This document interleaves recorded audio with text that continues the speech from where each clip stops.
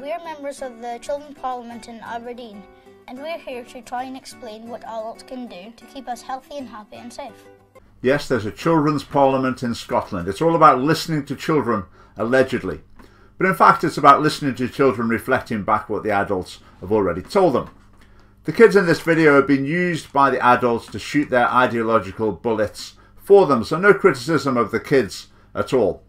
I'm here to talk about the adults who are cynically using them as proxy preachers to endorse the government's philosophy and policies.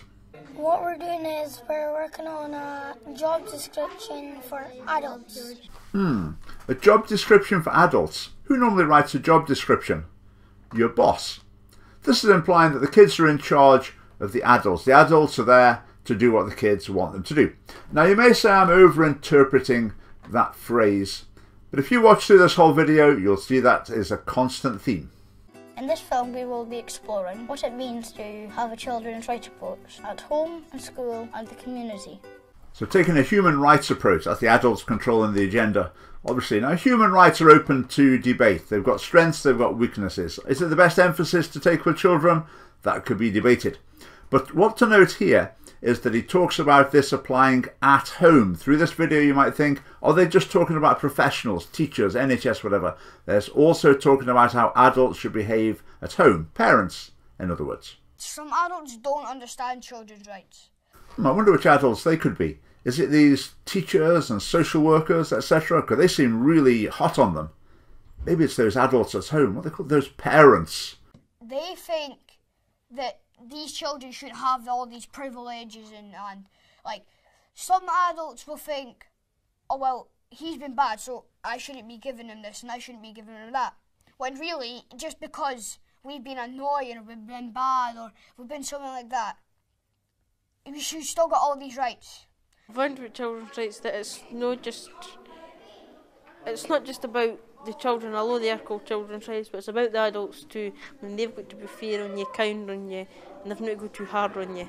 So with children's rights, you can't take things away from a child because they misbehaved. You can't be too hard on them. Now I have to concede to these boys, they're right. There is an article in the United Nations Convention of the Rights of the Child that does limit the punishments that can be given to children. Here it is. No child shall be subjected to torture or other cruel, inhuman or degrading treatment or punishment, neither capital punishment nor life imprisonment without possibility of release shall be imposed for offences committed by persons below 18 years of age. Now somehow, I don't think that's quite what they mean. So often the children's rights agenda has actually got nothing to do with the children's rights. It's just a woolly, hyper-liberal approach to children cloaked in rights jargon. These boys seem to be interpreting it as something pretty close to, I've got the right not to be punished. So don't just make it all about yourself and all about your rights and, oh, we've got the right to do this and we've got the right to do that. Make it about our rights as well. It's not all about your rights, it's about ours too. That's a conflict model of relationship. Is that really going to help harmony in the family home? It's not all about your rights, Dad, it's about mine too. So they're training mini barrack room lawyers and then sending them back into the family home, itching for the opportunity to defend their rights in conflict with their parents.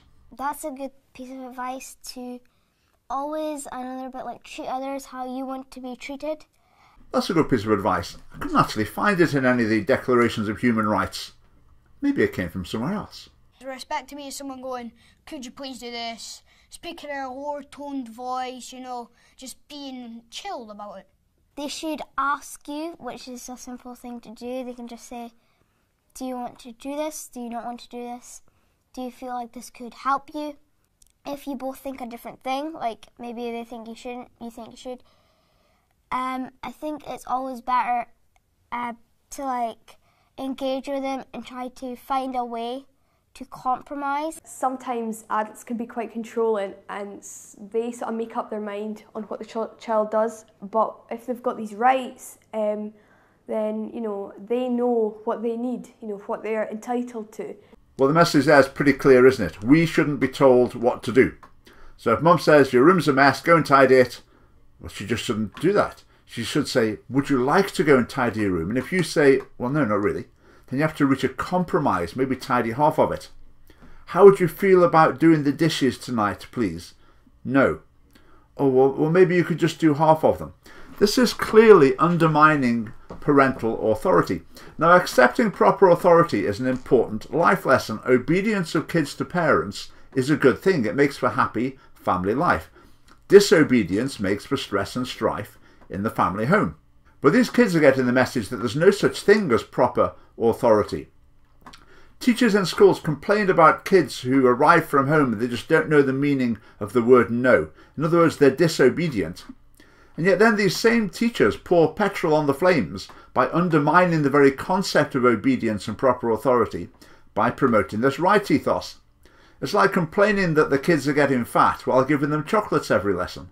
The thing that bothers me most about adults is that they're always on their phone. Yeah, the thing that bothers me most about kids is that they always exaggerate. Sometimes if you say something, adults don't believe you, and that's making me feel like sad, and they're not being kind and stuff.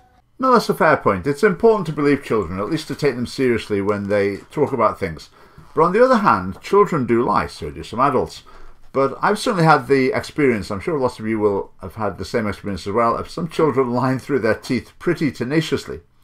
So if kids are going to take the line, you should believe us. Surely the other side of the coin needs to be, it's really important to tell the truth. How about the message, tell the truth? Oh, that would be a bit demanding, a bit judgmental. Much better to stick with the nice guy message, bestowing rights instead. What do children's rights mean to us as professionals? Excellent. Here's an opportunity to test my theory. My theory is that when they talk about a human rights approach, it's actually nothing to do with the United Nations Convention on the Rights of the Child. The simple answer is, this is about valuing each other. It's about creating sustainable solutions for us as individuals, as well as for our systems, and for maximising what are the fabulous opportunities in this fantastic small country we call Scotland. We're here today to meet with NHS Grampian to share our ideas. They need to be more jokey with us. Yeah, so like if we're having a joke with him, some adults will take it seriously. Yeah, have a sense of humour. And now for the grand finale. Just watch this. This is the blossom tree, and we are the blossom. The roots of the tree are all the policies and laws from the government.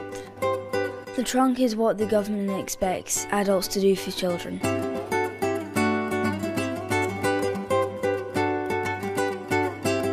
The leaves on the tree are what the adults already do to keep us healthy, happy and safe. And the blossoms are what we feel when the adults do all these things for us. This is the blossom tree, and we are the blossom. If adults do what they should do, we'll blossom. So I've got a couple of points to make about that. 6 to be precise. Number 1, care for children is not primarily rooted in the government's policies and laws. It's rooted in parental love. Right. Number 2, the trunk is what the government expects adults to do for children. So when teachers, medical staff, etc. care for children, they're doing it because it's what the government expects. Well, no. It generally flows from goodwill and personal kindness, not by doing what the government demands. Now, it's bad enough to apply that principle to professionals, but they apply it to parents as well. Parents are doing what the government expects. It's as though the government's delegated the role of caring for kids to parents. If the government didn't expect parents to look after their children well the impression you get is, well, they probably wouldn't. So ultimate credit for all the care you receive as a kid goes to the government. Right, number 3 is talking about the government's policies, and these are appreciated and endorsed by kids. These are SMP policies. SMP policies are what's good for you. Now, this is worse than the usual idea of political indoctrination. Political indoctrination you normally think of as promoting a certain philosophy of politics through education. This is worse than that. This is actually promoting the actions of the governing party. And this material is written by adults and being presented by children. Right, number 4, if adults do their job properly, we'll thrive. So therefore, logically, if you don't thrive, that's the adult's fault. No concept of personal responsibility, nothing along the lines of you've got to make an effort, you've got to follow rules, you've got to go along with people. No, if things are not going well, that's the adult's fault. Number 5, gratitude. How about something like this? Parents care for you, provide for you, make significant sacrifices without a second thought, are almost certainly doing their best to help you to develop and flourish. What do you owe them in return? A bit of gratitude and respect. How about that sort of message creeping in there? No chance. Number 6. You're making up rules about how adults are supposed to treat kids, writing them on little post-it notes. Well, maybe, just maybe, sometimes your parents are in a better position to judge what's in your best interests than you are. What's best for you might not be what you want, so you should trust your parents. Where's that message? Entirely absent. So that's a glimpse at the Children's Parliament. You may be thinking, oh, not many kids are involved with the Children's Parliament, but it shows the ethos that pervades the whole of Scottish education. Now, the good news is there's a Children's Parliament, there's Youth Parliament, but there's also a Grown-Ups Parliament. And you can vote new people into it that will challenge this corrosive philosophy, because you can be sure no existing MSP has even begun to understand the problem. Okay, thanks for watching. Do subscribe to us on YouTube. Have a look at our Facebook page, and we are a political party. You can join us. There's a link below. And see you next time.